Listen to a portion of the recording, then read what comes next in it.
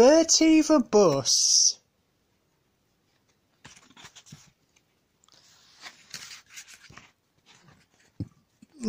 This is a story about Bertie the Bus.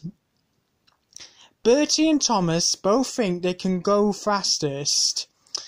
They just can't agree, so they decide to have a race to settle the argument once and for all. One day, Thomas was waiting at the junction when a bus came into the yard. "Hello," said Thomas. "Who are you?" "I'm Bertie." "Who are you?" "I'm Thomas. I run this branch line." "Ah, I remember now," said Bertie. "You were stuck in the snow. I took your passengers, and Terence the tractor pulled you out. I've come to help you with your passengers today." "Help me?" said Thomas crossly. "I don't need any help. Anyway, I can go faster than you." "You can't," said Bertie. "I can," huffed Thomas. "I'll race you," said Bertie. The drivers agreed to the race. "Are you ready?" said the station master. "Go," and they were off. Thomas always had to start off slowly, and Bertie was soon ahead of him, but Thomas didn't hurry. "Why don't you go fast? Why don't you go fast?" called Annie and Clarabel anxiously. Wait and see, hissed Thomas. He's a long way ahead, they wailed. But Thomas didn't mind. He remembered the level crossing. Bertie was there, waiting impatiently at the gates, while Thomas and his carriages went sailing through. "Goodbye, Bertie," called Thomas. After that, the road left the railway, so Thomas, Annie and Clarabel couldn't see Bertie. Then they had to stop at a station to let some passengers off.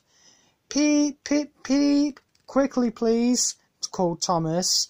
Everybody got out quickly, the guard blew his whistle, and off they went again. Come along, sang Thomas. We're coming along, sang Annie and Clarabel. Hurry, hurry, hurry, panted Thomas. Then he looked ahead and saw Bertie crossing the bridge over the railway, tooting triumphantly on his horn. Oh, dearie me, groaned Thomas. Steady, Thomas, said his driver. We'll beat Bertie yet. We'll beat Bertie yet. We'll beat Bertie yet, echoed Annie and Clarabel. We'll do it, panted Thomas. Oh, bother, there's a station. As Thomas stopped, he heard a toot. Goodbye, Thomas, called Bertie. You must be tired. Sorry I can't stop, but we buses have to work, you know. Goodbye.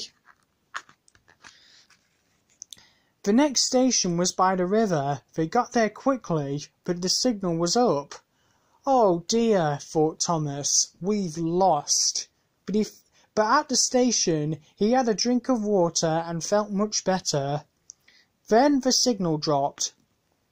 Hurrah, we're off! Hurrah, we're off! Puffed Thomas happily. As Thomas crossed the bridge, he heard an impatient toot toot. There was Bertie waiting at the traffic lights, but as soon as the lights changed, Bertie started with a roar and chased after Thomas. Now Thomas reached his full speed. Bertie tried hard, but Thomas was too fast.